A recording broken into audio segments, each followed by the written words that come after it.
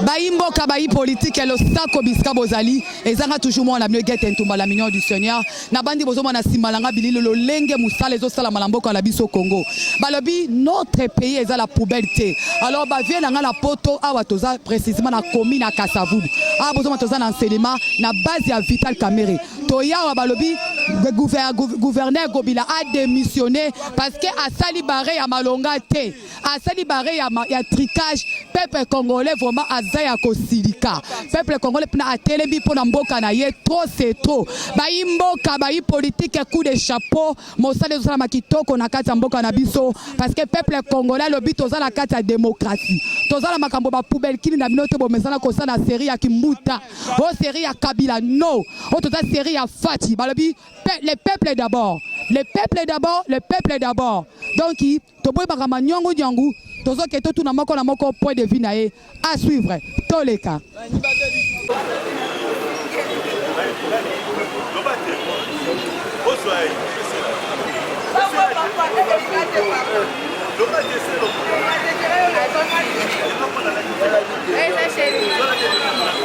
Bonsoir papa. Bonsoir maman journaliste. Toya makambo yindi boyo veut dire ça nini awa. Non, totomboki pona ngobila. Tolingi makambo wana te. Tolingi babukumesa ngobila otiko nommé tolingi ngote.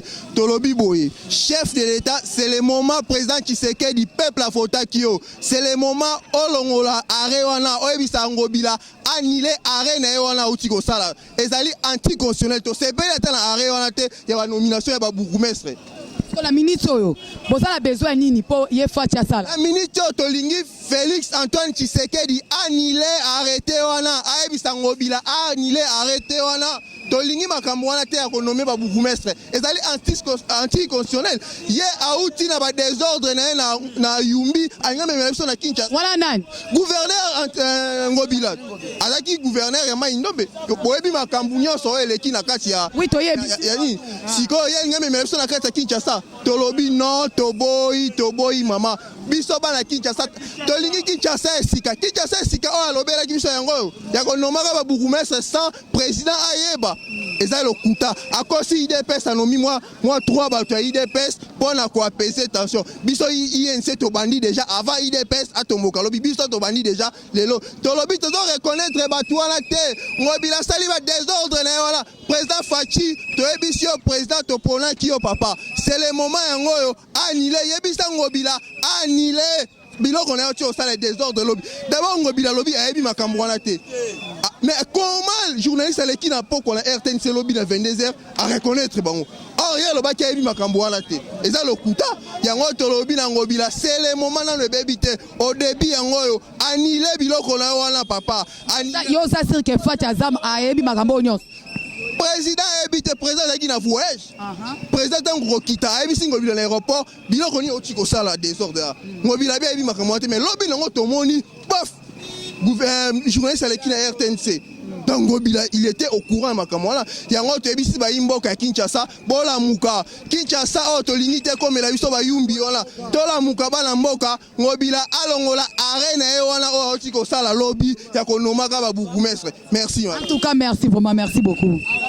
Mbote maman. Papa likamuto kuti no liboso très fâché. Soki omoni mutu mutekoti awa na enseignement c'est puisque nous sommes mécontents du comportement ya monsieur Ngobila, monsieur le gouverneur. Yo olekaki gouverneur na ndenge sengeli mais agissement na yo il faut dans ma limite.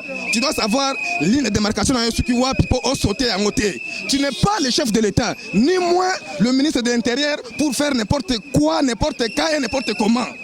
Comment yo confond na ntongo la muki obandi ko sala ba permutation le ko na motema na lingi ozu oyo obwaki pas motema lingi ozu oyo obwaki le ko ce n'est pas comme ça de ndeko yiko ko mboka mutu nyonso ayebi que les autres za ko zela investiture formation pour investir dans nouveau gouvernement pour ba grande décision et banda ko swama mais oyo za ko sala et la kisinini papa awa ezali province ya Inongo te oyo na nyundu osala kini oyo sanga ko sala wana bosoka sala yo soka tali pe to yebite me to monaki oyo sala makikuna na Kinshasa ezali ville métropole ya RDC là où se trouvent toutes les institutions du pays les intellectuels osali awa tozali kolandala ya bino malembe esika oyo kokoso ezali tokotelemela yango nde omoni ajustement tosali awa mpo na yo monsieur Ngobila fandisa ba conseiller na yo botala soki etamboli na yo ezali ya mbutu to ezali aliment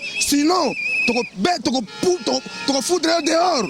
Nous sommes nombreux, nous les Congolais qui ont étudié dans ces pays, qui ont milité pour avoir ces pouvoirs que nous avons aujourd'hui. Moi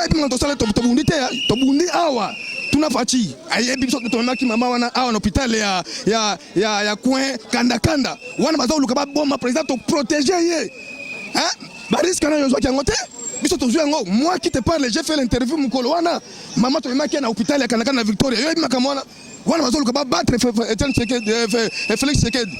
Alors c'est le moment. Tika ko agir na mbutu ndengo zo sala wana, ce n'est pas bien. Pour ça qu'on respecte le gouverneur de la ville de Kinshasa parce qu'on bimina ndenge de manière constitutionnelle. Mais agissement dans une force de la paix constitutionnelle. Ce que zali anti-constitution, toko téléménage toko mettre dehors.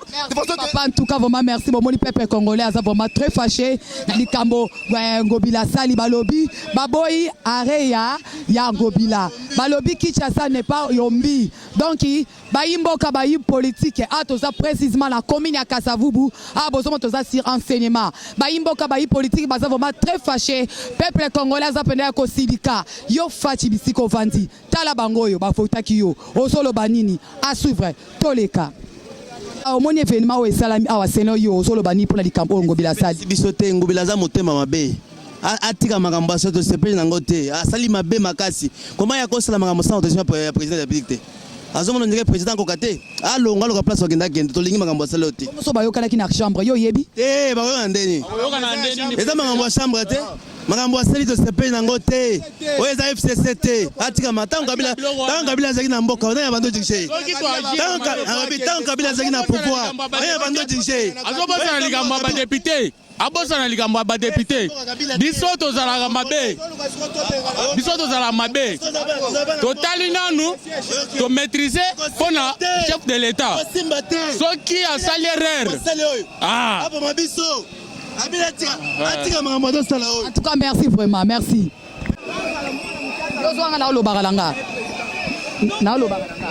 bayimboka bayi politique na bandi bozomona makambo ezosala na kati enseignement baboyi Ngobila balobi atika a libérer Congo baboyi babare na ya asali na kati ya mboka na biso Congo. Donc congolais atomboki peuple congolais lobi trop c'est trop na bandi les images parlent. Toza wapo na peuple congolais, toza wapo na bana Congo eza fikinité, Congo eza poubelité, Congo eza mboka mutu nyonso. Mbote papa, mbote maman. Papa likamuni ekomeli bilolo na kati na enseignement awa. En tout cas, nous sommes awa na interfédéral à Kinshasa, tozali na cellule ya recrutement et implantation ya UNCA ya interfédéral Kinshasa. Nous avons manifesté mécontentement na biso à l'égard ya gouverneur Jean-Tini Ngobila ya ville province de Kinshasa pour la nomination aléatoire. Il y a bourgmestre à l'insu du président de la République Fachi à qui nous avons fait confiance dès le départ. Alors on ne sait pas qui est président et qui est gouverneur dans ces pays.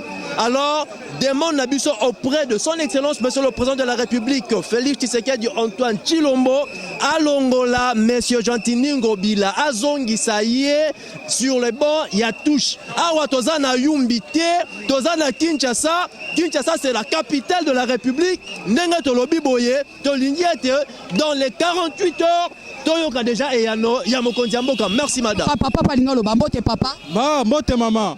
Ikamuni ne komeli biso lelo na pokwa lelo na enseignement awa. Awa toye pona ko réclamer biso toza ba militant ya UNC. Alors makambo oyo toyoki na gouverneur oyo ya Jean-Tini Ngobila et Kamishi biso. Alors azo violer constitution, azo se permettre ya qu'on nomme ba bourgmestre. Alors que la constitution est oboya. Alors tu peux passer soit par élection, soit alors nomination en cas d'urgence. Alors urgence ni oyo et PCML pour nommer ma gouverneur. Encore ce qu'on ça que non a permité. Et pourtant ils ont permutation et ils ont nomination. Il y a un de qui m'a cassé par maman. Le peuple vraiment très fâché. N'a pas dit les images parlent de la police et hier pour la cause l'intervention. Mais on est basé pour le peuple, mais la police est commis contre la population. N'a pas dit bozo. Il faut que ne. Makambo a signé ou non? Est-ce que ça a compétence na ye? Makambo a signé. Le conseiller juridique na ye. Est-ce que le conseiller madame? Basaka na mboko yote. Azala Moutouali Bosso, chef de l'État, a déboulonné. Merci. En tout cas, vraiment, bon, mbote papa. Mbote maman. En tant que Congolais, moi, mboko solo badia likambo oyo ngobila sali. Maman makambo mesengobila sali, vraiment tozana kanda na décision azui. Nous ne sommes pas dans un pays de voyous. Nous sommes dans un pays démocratique. Et dans un pays démocratique, les choses ne peuvent pas se passer comme ça. Raison pour laquelle vous marquez, vous sentez que nous sommes vraiment dans un ras-le-bol parce qu'on ne peut pas tolérer qu'un gouverneur puisse nommer. Je pense que Ndeko Nanga, Oyo, Aza président SNI, il nous a promis d'organiser les élections locales. Et jusqu'à présent, nous attendons que la CNI puisse organiser ces élections. Mais comment est-ce que tout d'un coup comme ça, le gouverneur va prendre une décision unilatérale sans pourtant consulter même l'Assemblée provinciale pour commencer déjà à nommer de ça et là le bourgmestre. Raison pour laquelle nous demandons au chef de l'État de prendre des mesures qui s'imposent, n'est-ce pas, par rapport à ces gouverneurs ici qui ne sait même pas gérer la vie de Kinshasa. Nous voyons les taux de criminalité, nous voyons les Koulouna qui sont en train de monter d'un cran. Et nous disons non, non, non à Ngobila. Ok, merci vraiment. Il nécessite demande la démission de la Ngobila. N'a pas les images par Ngobila. Il faut que Ngobila akende atolingi yo lisusu te. Il faut okende. Ndiete o ezamboka koko na ete. Bon, mais omoni Ngobila abandi mabe. Ngobila a violé loi na débit boyete. Ngobila a constaté que président actuel a le rôle dans le comportement au régime passé. Président a na vision na e. Il faut la vision à chef de l'État. Loi o biso toza nango eza loi mo makasi. O bambora msusu bazo to sango. Alors Ngobila a violé loi na biso jamais na ko sala ba n'importe quoi o yazo sala wana. Tandis que biso bana mboka tozo mobiliser peuple to faire comprendre bango ba koka ko voter o eza ba bourgmestre na bango. Donc Ngobila a ko sala eloko wana te. Soki lelo toza awa na chaise ya INC eza pona ko réclamer pona ko lakisa Ngobila ke toza ba kolomboka. Azam de konabiso mais aeba ke toza ba kolomboka. Tokotika ete asala n'importe quoi pour lobe bimake mandat ya fati ba ebimi mabe. Non, tozo landa nyonso tina suka. O eza yumbite, oyo yumbite okini. O eza pe balete, o eza politique. Akende azonga kuna. Ako démissionner, to déboulonner. Excellence Ngobila nga nazo regretter. Collège ya ba avocat na yo wana kende nanu ko revoir ngo. Ya maman journaliste. Quand même, tout dans mboka o to respecta kamibeko état de droit ezawapi. Comment on reçoit ba décision mo boye sans pourtant au consulter assemblée provinciale. Ils ont sens papa. Ce que mon loko zui, ils ont compétence na oté. Tika na préféré mieux à démissionner na e. Papa Ngobila a démissionné pour Talakaka. Et mon déjà que début, et ça m'a baissé que arrivé pour Zaramabé. Yango moni biso, ba jeune ya INC, na autorité morale na biso papa Vital Kamerhe, to soutenir pouvoir ya président Félix Tshisekedi Tshilombo.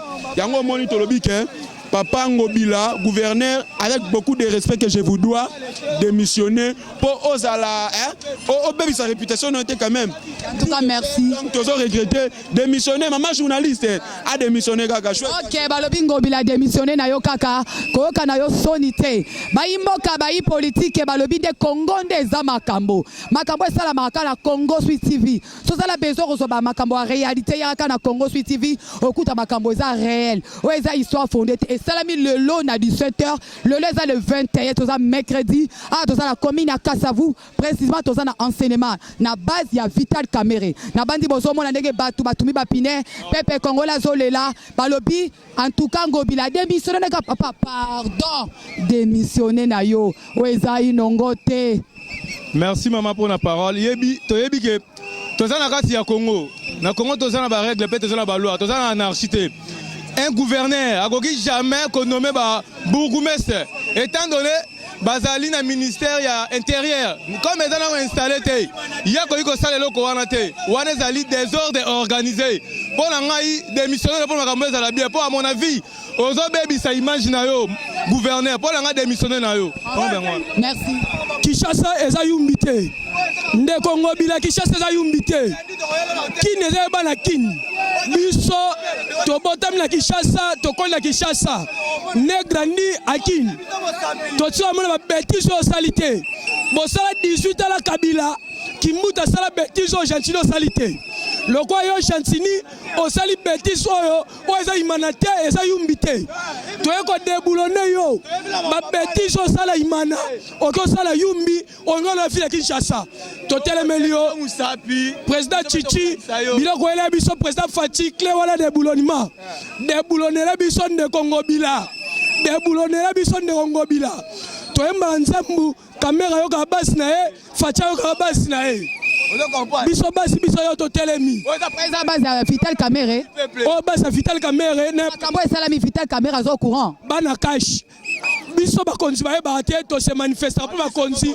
bayoki biso to longole to beba longwa signature bayebaki te to beba longwa signature to senga autorisation te yango pele ko to ki bêtise salami to sengi te peuple est manifesté yango moko pouvoir c'est peuple pouvoir ya biso to ye to décider ndeko Chantini atiki la biso Kinshasa. Merci pour le peuple.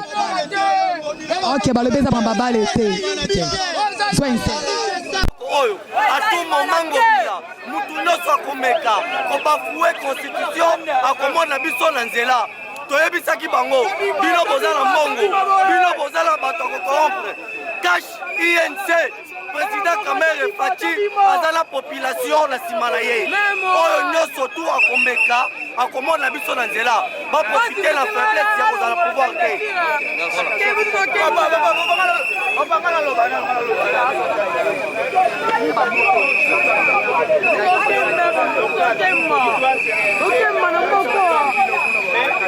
Ngala kanda imana bomela biseki bomela biseki abomela biseki abomela biseki ufana na seba na se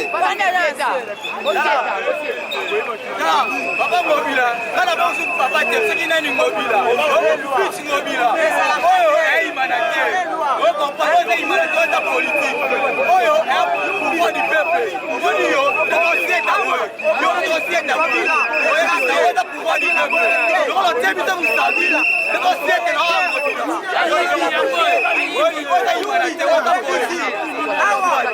capital eza lisu ya RDC mobila ko sakana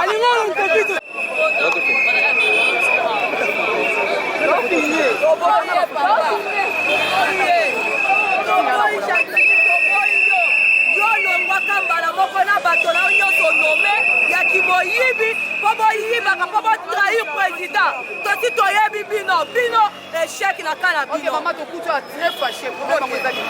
problème yango eza mpona Gentimi na banomination na ye ya luputa wana toboya yango na pokwa lelo alongola yango na ye moko na bato ya nome balongwa banda pokwa lelo mama la minute on a zoé ok na zolobela Kamerhe te na zolobela Gentimi ngobila ata moyibi alongwa yen azonome bato a cache ya kimoyibi sala oyo eza soni makasi azonome bato est-ce que président yebi toboyi makambo wana alongwa na bato nyonso alobe balongwa. Merci maman. Ok, merci papa. Merci maman. En tout cas, nous sommes très fâchés de ce que le gouverneur a fait. Il n'a pas la capacité de nommer des bourgmestres. Ce qu'il a fait, il a violé la constitution. C'est ça, nous, la base de l'INC, nous sommes très fâchés. Nous sommes très fâchés pour ce que le gouverneur a fait.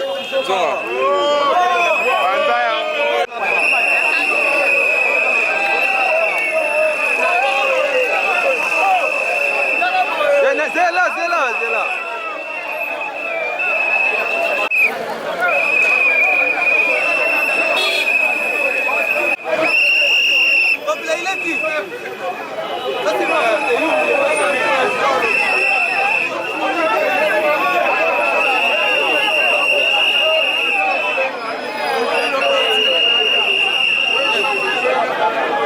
bango bazosala tolembi donc eza na changement moko te eza ke eloko moko bozozongisa jusque quand biso tokoki kochange na mboka oyo donc tolembi banda au sommet jusque na moto ya suka donc tolembi bango tolingi changement tolwaki tosala baélection tokende sikoyo élection yango tokendaki tokroyaki ke makambo ekochange mais jusque là ezochange te bomoni te place okomi bato bazolobaka changement eza en tout cas bazokosa papa bazokosa mboka etambolaka boye te tolembi tozala mposa changement tozwa mpe bamisala banda tosilisa baklasse changement ezalaka te biso toza bachomere tokende kosala misala ya bénévolat bazofuta biso te baordre bazopesa bainfirmier basomba tokosomba yango na nini bafutaka biso. Merci maman, merci. Na sitema bayimboka bayi politique ya Igete Ntumba la Mignon du Seigneur ezande masolo kitoko ezosala mala Congo Suisse na bandi les images parlent bon monege peuple congolais aza vraiment ya kosilika pambati na partie du peuple congolais otoza na kati na base ya Vital Kamerhe makambo bebi ya kobeba balobi ngobila longwa ngoki ngobila so ngojila so pasala en 5 quartiers to ebité. Nous sommes vraiment presque à la fin de notre émission savoir plus. Je remercie ceux qui étaient derrière la caméra, notre pasteur Ezekiel Mutanjiri et pourquoi pas na yo Mobing Boss na Kombo Maître John Molonga na Mama Micheline na pesi vraiment batu nyonso mbote bambote na Kombo Jésus et pourquoi pas na yo Eric Monstre na yo Chris Ngoi oyo simbi côté ya montage boza vraiment tellement belé babili le lezalaki mokolo oyo peuple congolais vraiment asilikaki très fâché ndenge musala salami mabe ndenge musala mesembi akobe babalobi Congo eza poubelle te Congo eza mboka ya batata batikela so bakoko batikela biso veut dire le peuple d'abord le peuple gagne encore eza te ke oyo koti na yo obuki na soki loso ke yo bwaki matisi te le peuple gagne toujours donc tobona biso makambo ba poubelle ki na kati ya mboka na biso Congo bayi mboka bayi politique tokuta na lobi soki Yesu Masiya koya losako